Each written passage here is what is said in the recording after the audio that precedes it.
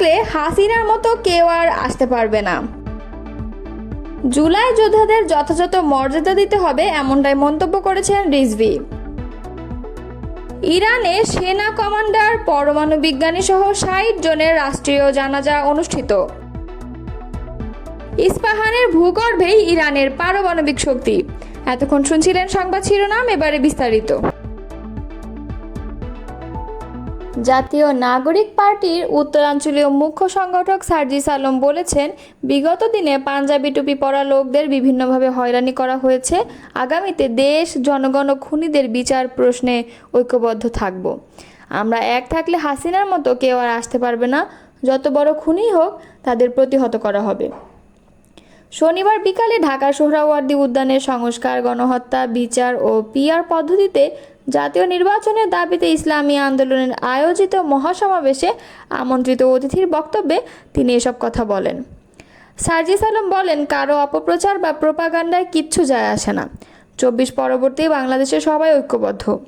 আগামী জাতীয় নির্বাচনে কোনো নির্দিষ্ট দল বা ব্যক্তিকে সামনে রেখে কিচ্ছু হবে না বলে মন্তব্য করেন এনসিপির এই নেতা। এ সময় সংখ্যানুপাতিক পদ্ধতিতে নির্বাচনের পক্ষে সার্জিস মতামত ব্যক্ত করেন। মহাসমাবেশে ইসলামী আন্দোলনের কেন্দ্রীয় নেতারা ছাড়াও বিভিন্ন রাজনৈতিক দলের প্রতিনিধিরা বক্তব্য রাখেন। এতে সভাপতিত্ব করেন ইসলামী আন্দোলনের আমির ও চরমোনাই পীর মুফতি সৈয়দ মোহাম্মদ রেজাউল করিম।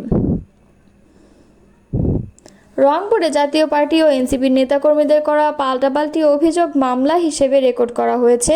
রোববার রাতে কোতোয়ালি থানায় মামলা দুটি রেকর্ড করা হয়। বিষয়টি নিশ্চিত করেছেন কোতোয়ালি থানার ওসি মোহাম্মদ আতাউর রহমান। এর আগে গত বৃহস্পতিবার নগরীর সেনপাড়ায় জাপা চেয়ারম্যানের বাড়ি দ্য স্কাই ভিউতে হামলা, ভাঙচুর ও বাড়িতে রাখা কয়েকটি মোটরসাইকেল অগ্নিসংযোগের ঘটনা ঘটে। ওই ঘটনায় শুক্রবার রাতে কোতোয়ালি থানায় বৈষম্য বিরোধী ছাত্র আন্দোলন ও এনসিপির নেতাকর্মীদের বিরুদ্ধে মামলা করতে আসেন জাপার কয়েকজন নেতা।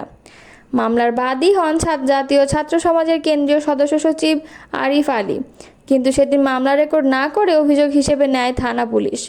তদন্ত করে মামলাটি রেকর্ডভুক্ত করার কথা জানানো হয়েছিল। পরে শনিবার মামলা নিতে কোতোয়ালি থানার ওসিকে ২৪ ঘন্টার আলটিমেটাম দেন জাপার কো চেয়ারম্যান ও রংপুরের সাবেক মেয়র মোস্তাফিজুর রহমান মোস্তফা।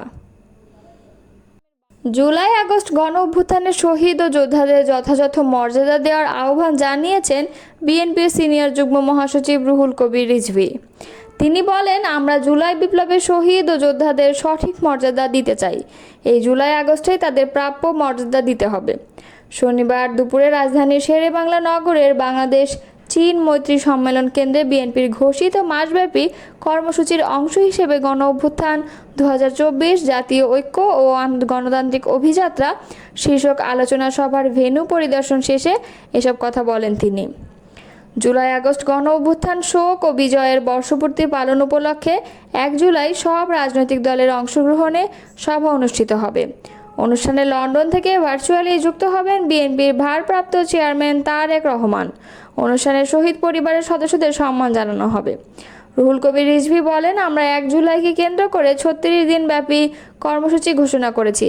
আমরা যথাযথভাবে কর্মসূচি পালন করতে চাই। যাদের সন্তানেরা গণতন্ত্র ফেরানোর জন্য দুনিয়া থেকে চলে গেছেন, তাদেরকে বিশেষ সম্মান জানাতে হবে। সেই প্রত্যয় নিয়ে আমাদের দলের ভারপ্রাপ্ত চেয়ারম্যান তারেক রহমান জুলাই আন্দোলনে সারা দেশের মানুষকে উদ্বুদ্ধ করেছিলেন। রিজভী বলেন, আমি জুলাই আগস্ট গণ অভ্যুত্থান দিবস পালনের লক্ষ্যে প্রথম কর্মসূচি পালনের জন্য ভেন্যু পরিদর্শন করেছি, যাতে অনুষ্ঠান ভাবগাম্ভীর্য সহকারে পালন করতে পারি। অতিথিরা ও শহীদ পরিবারের সদস্যরা যাতে সুন্দরভাবে বসতে পারেন, অনুষ্ঠান যাতে সার্থক হয়। জাতির অনেক অর্জনের মধ্যে জুলাই বিপ্লব একটি অর্জন উল্লেখ করে রিজভী বলেন, আমরা প্রথম বর্ষপূর্তি পালন করতে যাচ্ছি। আমরা এমন একটি ভবিষ্যৎ বাংলাদেশ গড়ার স্বপ্ন দেখি, যে স্বপ্ন সাধারণ মানুষ দেখে। সবাই নিরাপদ জীবন প্রত্যাশা করি। তিনি বলেন, আমাদের অর্থনৈতিক ও সামাজিক সংকট রয়েছে, মব কালচার আছে, এসব থেকে মুক্ত হতে হবে।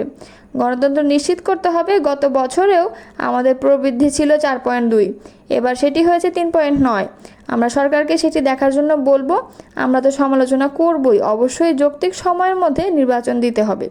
প্রত্যাশা করি নির্বাচন কমিশন দ্রুত একটি নির্বাচনের তারিখ ঘোষণা করবে। বিএনপি যুগ্ম মহাসচিব শহীদউদ্দিন চৌধুরী অ্যানি বলেন, জুলাই বিপ্লবকে স্মরণীয় করে রাখতে মাসব্যাপী কর্মসূচি ঘোষণা করেছি। আমাদের দাবি ও প্রত্যাশা খুব শিগগিরই শেখ হাসিনার বিচার কাজ দৃশ্যমান হবে। জনগণের ভোটে সরকার নির্বাচিত হবে বলে উল্লেখ করে অ্যানি বলেন, আমরা বিশ্বাস করি এই নির্বাচনে জনগণের দল হিসেবে বাংলাদেশ জাতীয়তাবাদী দল জয়লাভ করবে এবং জনগণের সরকারের প্রতিনিধিত্ব করবে। তিনি বলেন, আমরা শহীদ ও আহত পরিবারের পাশে দাঁড়ানোর সর্বাত্মক চেষ্টা করছি এবং আমরা মনে করি একটি কমিশন বা সংস্থার মাধ্যমে শহীদ পরিবারের পাশে আমরা দাঁড়াবো। আমাদের এই ধরনের কাজ অব্যাহত থাকবে। দখলদার ইসরায়েলের হামলায় নিহত সেনা কমান্ডার ও পরমাণু বিজ্ঞানী সহ 60 জনের রাষ্ট্রীয় জানাজার আয়োজন করেছে ইরান। শনিবার রাজধানী তেহরানের ইঙ্গেলাব স্কয়ারে তাদের জানাজার আয়োজন করা হয়। নিহতদের মরদেহগুলো ইরানি পতাকায় মোড়ানো ছিল, আর কোনো কফিনে কার মরদেহ রয়েছে সেটি শনাক্তে সামনে ছবি দেওয়া ছিল। গত 13 জুন রাতে ইসরায়েল ইরানে হামলা চালায়। 12 দিন যুদ্ধ চলার পর যুক্তরাষ্ট্রের প্রস্তাব ও কাতারের মধ্যস্থতায় দুই পক্ষের মধ্যে যুদ্ধবিরতি হয়। জানাজায় অংশ নিতে যারা এসেছিলেন তাদের অনেকের গায়ে কালো পোশাক ছিল, হাতে ছিল ইরানের পতাকা। তারা ইঙ্গেলাব স্কয়ারে বিভিন্ন স্লোগান দেন। এই গণজানাজায় অংশ নিতে সবাইকে উদ্বুদ্ধ করে দেশটির সরকার। সেখানে আসতে মেট্রো বাসের ভাড়া আজকের জন্য মওকুফ করা হয়। এছাড়া বন্ধ রাখা হয় অফিস আদালত। ইরানের সশস্ত্র বাহিনীর সাবেক প্রধান মোহাম্মদ বাঘারির জানাজাও আজ হয়েছে। তিনি দেশটির সর্বোচ্চ সামরিক কমান্ডার ছিলেন। ইসরায়েলি হামলায় তার সঙ্গে তার স্ত্রী ও মেয়েও নিহত হয়। এদিকে ইরানের সরকারি তথ্য অনুযায়ী ইসরায়েলের সঙ্গে যুদ্ধে তাদের 627 নাগরিক নিহত হয়েছে। অপরদিকে ইসরায়েল জানিয়েছে ইরানের হামলায় তাদের 28 জন নাগরিক নিহত হয়েছে। ইরান ইসরায়েল উত্তেজনার রেশ কাটতে না কাটতেই আবারও সামনে এলো ইরানের পরমাণু কেন্দ্র। ফোর্দোনায় এবার বিশ্বের নজর ঘুরে পড়েছে মধ্য ইরানের ইস্পাহানে, যার ভূগর্ভে রয়েছে দেশটির বিশাল পারমাণবিক শক্তি। এটি মাটির অনেক নিচে গড়ে তোলা তেহরানের সবচেয়ে গোপন এবং দুর্ভেদ্য পারমাণবিক ঘাঁটি, যেখানে রয়েছে ইরানের সমৃদ্ধ ইউরেনিয়ামের সবচেয়ে বড় মজুদ, যা একটি পারমাণবিক বোমা তৈরির জন্য যথেষ্ট। ওয়াশিংটনের সামরিক ও গোয়েন্দা কর্মকর্তারা দাবি করছেন এই ঘাঁটিতে ইরান তার ইউরেনিয়ামের প্রায় 60% মজুত করে রেখেছে। একই সঙ্গে তারা স্বীকারও করেছেন ইস্পাহান পারমাণবিক স্থাপনায় হামলায় শক্তিশালী বাংকার বাস্টার বোমা ব্যবহার করেনি যুক্তরাষ্ট্র, কারণ এই স্থাপনাটি এতটাই গভীরে যে এই ধরনের বোমাও সেখানে কার্যকর হতো না।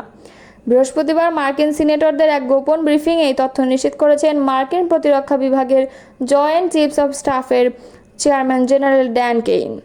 শুক্রবার এই খবর জানিয়েছে মার্কিন সংবাদ মাধ্যম CNN। মার্কিন কর্মকর্তারা বিশ্বাস করেন স্থাপনাটির ভেতরের অংশ, যেখানে ইরানের প্রায় 60% সমৃদ্ধ ইউরেনিয়াম মজুদ রয়েছে, তা এতটাই গভীরে অবস্থিত যে সেগুলো ধ্বংস করা এই বোমার পক্ষে সম্ভব হতো না। যুক্তরাষ্ট্রের B-2 বোমারু বিমান থেকে ফোর্দো ও নাতাঞ্জ স্থাপনার উপর ডজন খানেক বাংকার বাস্টার ফেলা হলেও ইস্পাহানে কেবল সাবমেরিন থেকে ছোড়া টমাহক ক্ষেপণাস্ত্রের মাধ্যমে আঘাত করা হয়েছে। জেনারেল কেইনের পাশাপাশি প্রতিরক্ষা সচিব পিট হেগসেথ, পররাষ্ট্রমন্ত্রী মার্কো রুবিও এবং মার্কিন গোয়েন্দা সংস্থার পরিচালক জন র্যাডক্লিফও এই ব্রিফিংয়ে উপস্থিত ছিলেন।